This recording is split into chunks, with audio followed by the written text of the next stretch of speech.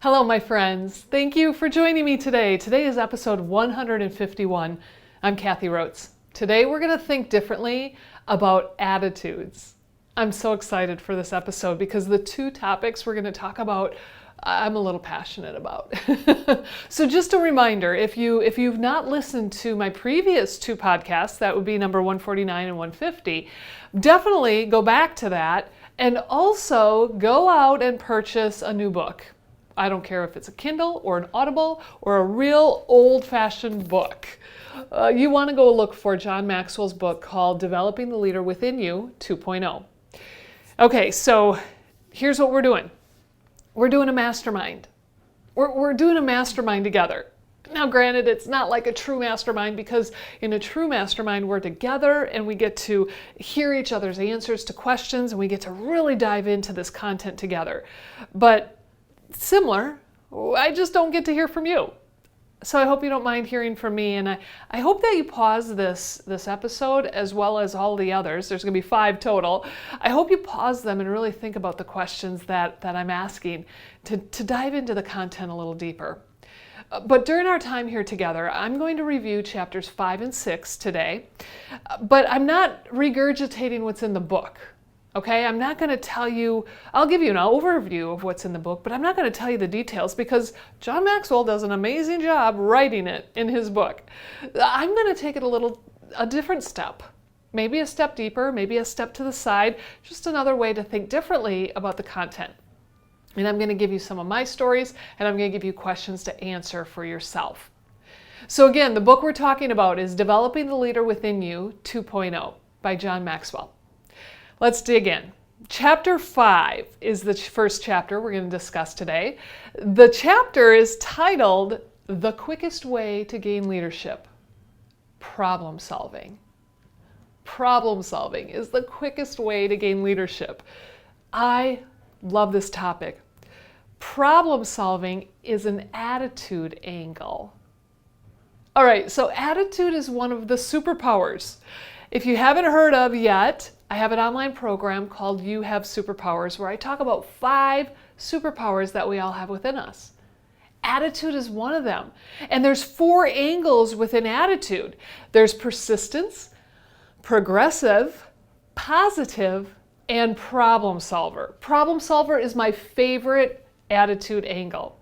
Okay, so here, I'll share with you here, why do I get so excited and passionate about problem solving?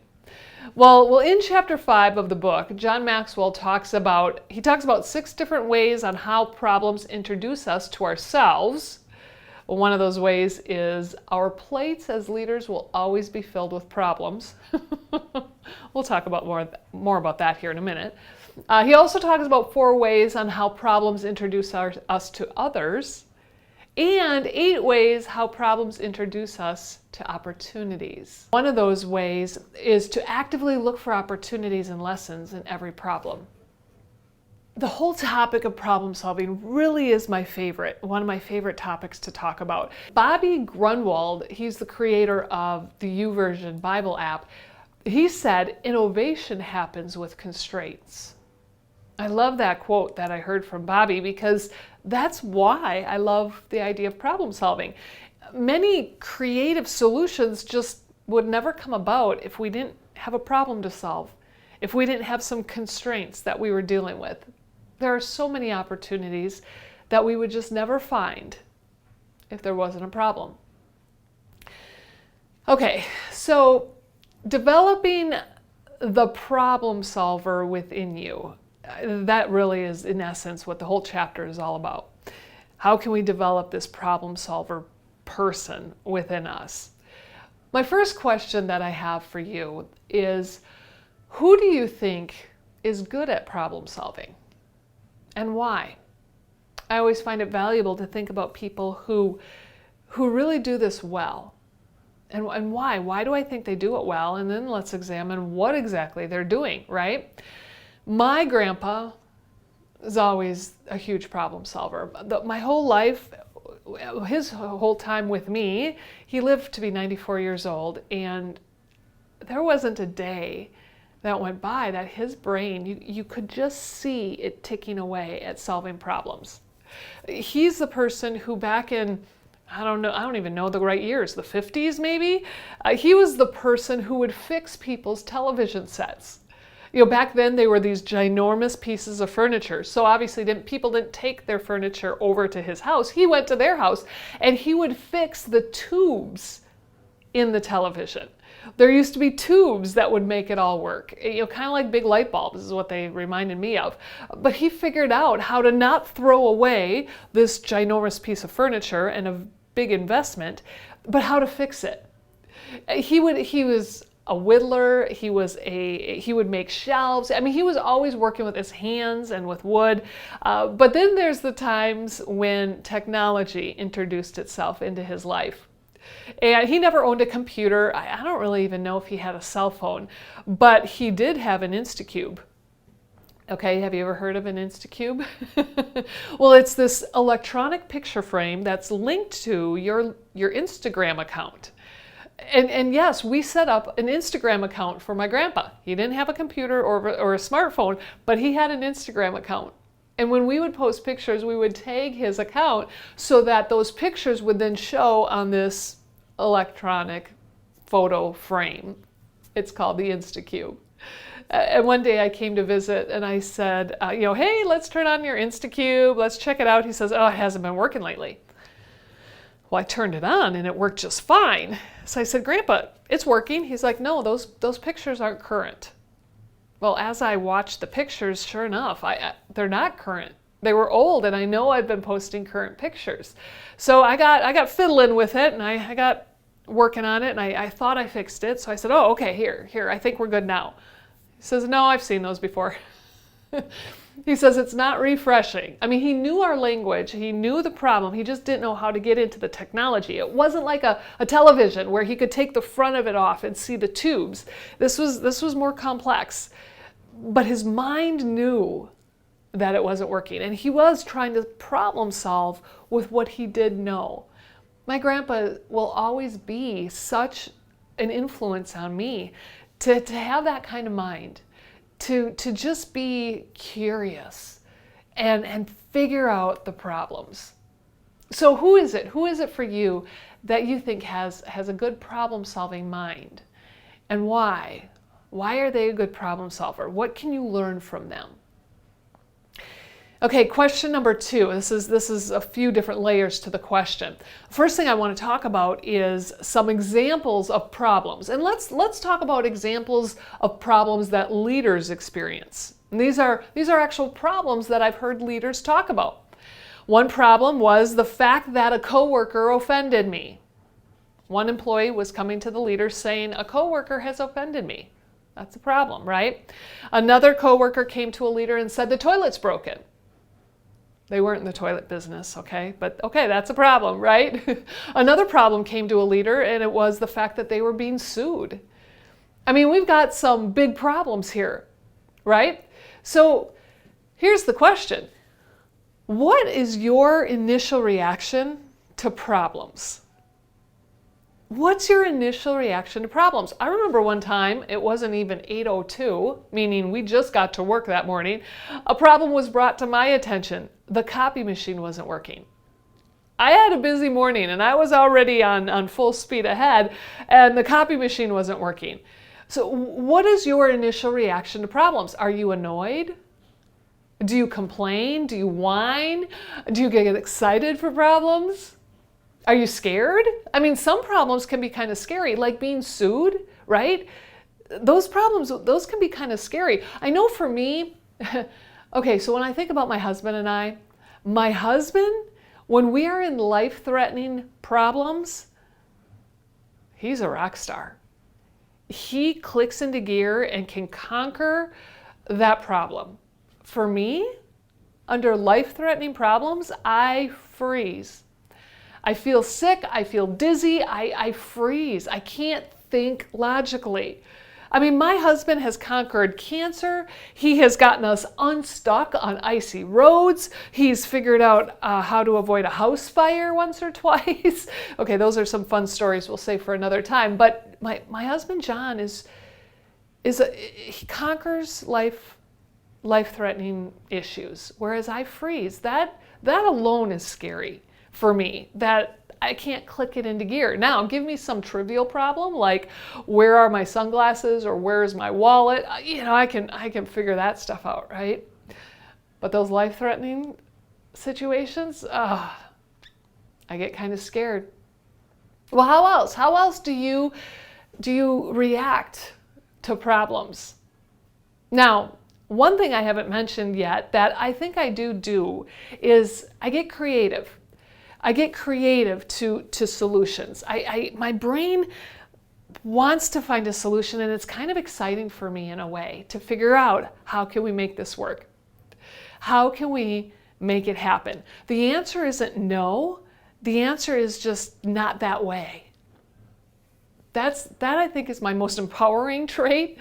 Obviously, being scared about problems is not too empowering, but being creative is so empowering for me to figure out that opportunity. So what is it for you? What kind of problems come your way? As a parent, as a friend, as a leader, as a worker? What are your problems that face you every day, and what's your initial reaction? If you don't pay attention to this initial reaction, you can't groom it and mold it. You can't use it. Maybe it's a reaction you like being creative. Maybe it's a reaction you don't like being scared or whiny. Once we can define it, we can adjust it, right? All right, question number 3. Question number 3, here's a quote for you. And to be honest, I don't remember if this quote was in the book or if I heard it elsewhere. So if you read it in the book, yay, you can think about the question again, right? So the quote is, once we truly know that life is difficult, once we truly understand and accept it, then life is no longer difficult. What does that mean? What does that mean? Once we accept that life is difficult, then life is no longer difficult. Well, for me, that's a mindset. It's a mindset. If we are assuming difficultness, we're going to be ready to solve. We're going to be ready to conquer those challenges. Knowing that there will be challenges puts us in a different mood. It's going to be hard, okay? But there's more of an empowering mindset than the surprise of the problems. So for all of you friends out there, maybe you've heard or seen some of my stories so far, but my husband and I have put our house on the market. We've put our house for sale. We're looking at moving, and we're very excited about it, but early on in this process, I remember saying, there's going to be challenges. It's going to be hard. It's so exciting, yet not exciting. And by saying that early on has been a real benefit, because it is. Right now today, we're sitting in a spot that's challenging. It's challenging our patience. It's challenging our attitudes. It's challenging our mindsets. It's challenging us. But we went into it knowing this wasn't going to be easy. So we're ready for it, right? Well, it doesn't make it easy. It still makes it hard. It still makes it challenging. But hopefully we have more of an empowering mindset. So we're not taking on the surprises of the day with great magnitude. Okay, question number 4, related to problem solving. By the way, I hope that you are pausing the video or the audio and really taking time to answer these questions for yourself as well. I know it's fun to listen to stories and hear somebody else's challenges, right? But what about you, and how can you grow? Well, question number 4, what do we need within us to conquer problem solving? You know yourself, you know your challenges, you know how you initially react to problem solving. What is it that you need within yourself? Do you need patience? Do you need to be calm? Do you need to choose nice words, nice thoughts? Do you need mental agility? Do you need to ask more questions when challenges come your way? Do you need confidence? Confidence in yourself, confidence that you can figure it out. Do you need creativity or adventure? I mean, creativity sometimes is an adventure for me. Do you need to turn over that creative mind? What is it for you? The last question I have for you related to problem solving is, what are you going to focus on this next week to make yourself a better problem solver? For me, I like problem solving. I think I do it well, but there's always room to grow. So what am I going to do in the next week to make myself a better problem solver? I want to ask myself questions when I feel the whininess coming on, or when I feel the frustration, or when I feel that there are no answers. I want to ask myself more questions. What can I do? What can I do? How can I do this? How can I make it work? Maybe not make it work in the perfect scenario, but make it work to be a better solution. All right, that's chapter number 5. Let's move on to chapter number 6. Chapter number 6 is the extra plus in leadership: attitude. I get all giddy because attitude is one of our superpowers. Remember my online program, You Have Superpowers? Okay, attitude is one of our superpowers, and problem solving is an angle in the attitude.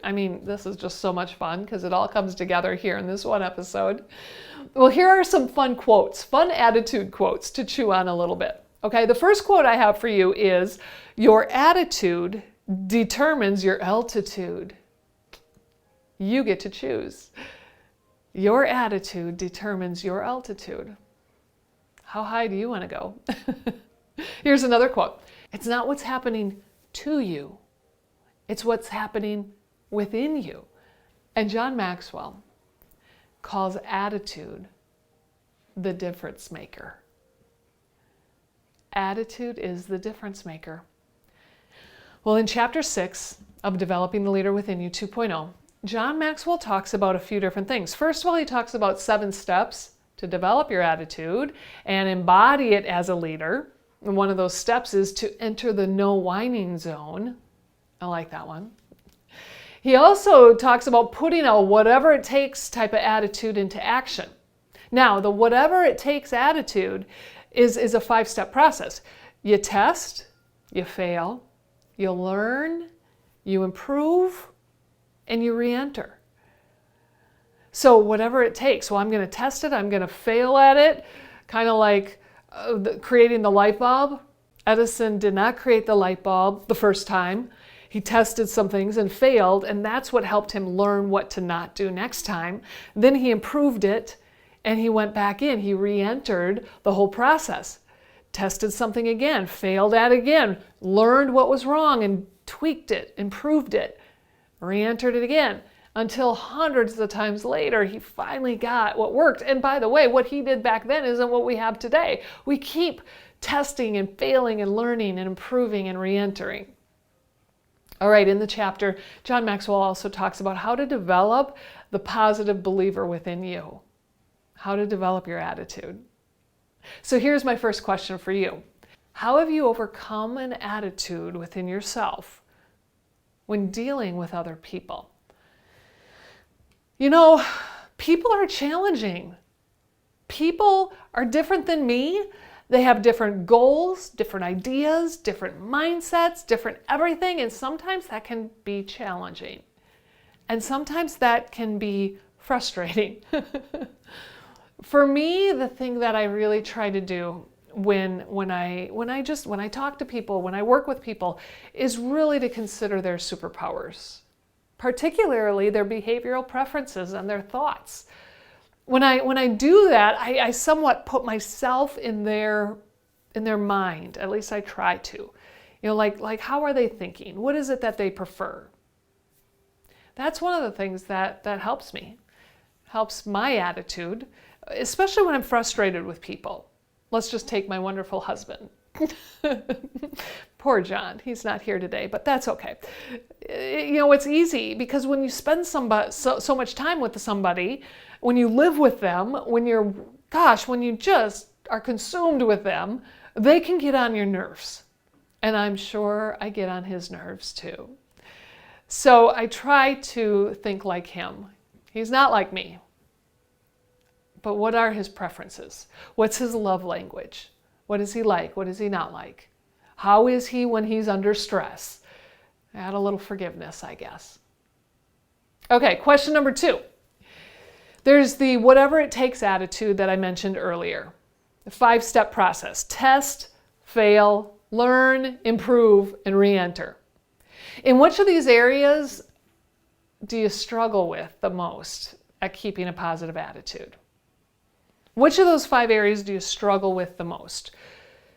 For me, I struggle with, and I kind of giggle at this a little bit because I struggle in the learning section of the whatever it takes attitude. Now, I'm a learner. I love to learn. But if I've already invested some energy into something and I've entered that avenue and I've started to test it and I'm failing a little bit, sometimes learning can be frustrating because it doesn't go fast enough for me. I get whiny. Now, I like to learn. I like to problem solve, but sometimes I'm done. I'm done. I just want it to work. For example, I have a studio where I do all my recordings. I have cameras and camera stands and lights and colored lights and audio, just all kinds of technology, which I like technology, but it's really not my business. When everything was set up for me, my tech guy came over and set it all up and kind of gave me a little training, and I got kind of frustrated because I just want to start recording. I don't want to learn the right lighting or the right color number. I just want to get recording. Can somebody else do that for me?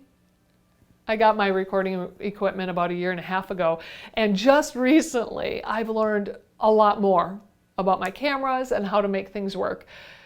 But learning has taken a long time. Now, I've been recording for the last 1.5 years, but my recordings are getting better, I hope. My recordings are getting better because of what I continue to learn. But learning can be frustrating for me. Okay, back to those 5 whatever it takes attitude steps here. Test, and then fail, and then learn, improve, and re-enter. In which of these areas do you find that you have the best attitude? Which of those 5 areas do you have the best attitude? For me, it's in the testing mode. It's right away in the beginning because I don't know much yet. I know I'm not the best. I know that I'm growing and I'm curious and I'm excited and I'm just kind of jumping in. And that's when my attitude tends to be the best. All right, question number 3, related to attitude. What are you going to focus on in the next week to improve your attitude? Now, I also asked you a little bit ago, what are you going to focus on to improve your problem-solving skills? And they're related. They're related because problem-solving is one of the angles to attitude. So, gosh, if we're improving our problem-solving skills, we're also improving the attitude, right? And for me, I want to stay out of the no whining zone. No whining zone. No whining, no whining. It is not empowering when I'm whining. It is not going to be a winning situation if I'm just whining. I'm not getting anything accomplished. That's what I want to stay out of. So, are you thinking differently about problem solving and attitude? I hope you are. I hope you are. I hope you're thinking differently and really thinking internally. Thinking into yourself about where you stand with things. We don't have the opportunity to share. Now, granted, I'd love to hear from all of you. I'd love if you messaged me somehow and share with me your answers to these questions, but you don't have to. And that almost makes it more empowering for you because you can be honest and real with yourself. I hope that your thoughts and habits are challenged. Remember, when you open your heart and be honest with yourself, you are going to be more efficient and you're going to be more empowered when you lean into this learning. Friends, be great today. I'm going to see you next week where we're going to go talk about chapters 7 and 8 of Developing the Leader Within You 2.0. I'll see you then.